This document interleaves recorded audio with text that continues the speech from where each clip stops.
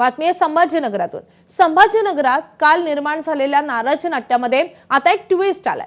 संभाजीनगरात आता नाराज नाट्यातून बेरजेचं राजकारण सुरू झालंय। भाजप कार्यालयामध्ये काल राडा करणाऱ्या कार्यकर्त्यांच्या भेटीला चक्क अजित पवारांच्या राष्ट्रवादीचे नेते दाखल झालेत।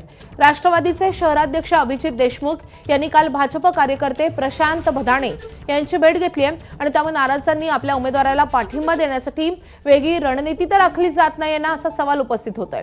आजही काही नाराजांची भेट अभिजित देशमुख घेणार असल्याचं कळतंय। नाराजांची मोठ बांधण्यात अजित पवारांच्या राष्ट्रवादीला यश येतंय का हे पाहणं महत्त्वाचं असेल।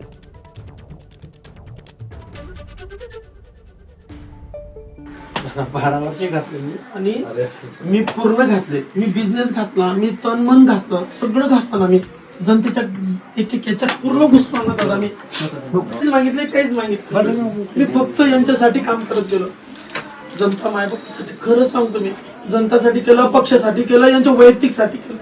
आणि बरं तुम्ही दिलं तर माझ्या कुठल्या तरी त्या अबिलिटीला बसतंय का ते तर पहा ना।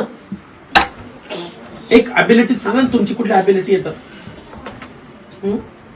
सर्वे साहेब मी खरं सांगतो दादा, ते म्हणाला की राजा होता यार तू, आमचा पार्टनर होता, राजा होता आणि तू माटी झाला डायरेक्टली। म्हणजे यांना माटी कर बरं, हलाल करा। मला काय म्हणायचंय, तुम्ही सापण मारला सर काय वाटणार, तुम्ही गायला मारलं। मी यांची गाय होतो दादा, खरं सांगतो दूध देती गाय होतो मी। तर या नाराज कार्यकर्त्यांशी भाजप नेतृत्व चर्चा करेल असं मंत्री बावनकुळे यांनी म्हटलंय।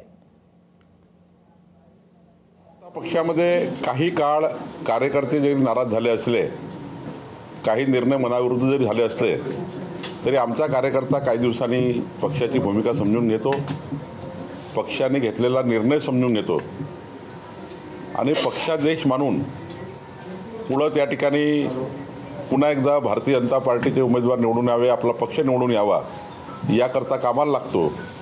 त्यामुळं आम्ही सर्व जे नाराज झालेले कार्यकर्ते आणि ज्यांनी फॉर्म भरलेले आहेत त्यांना आम्ही चर्चा करणार आहोत।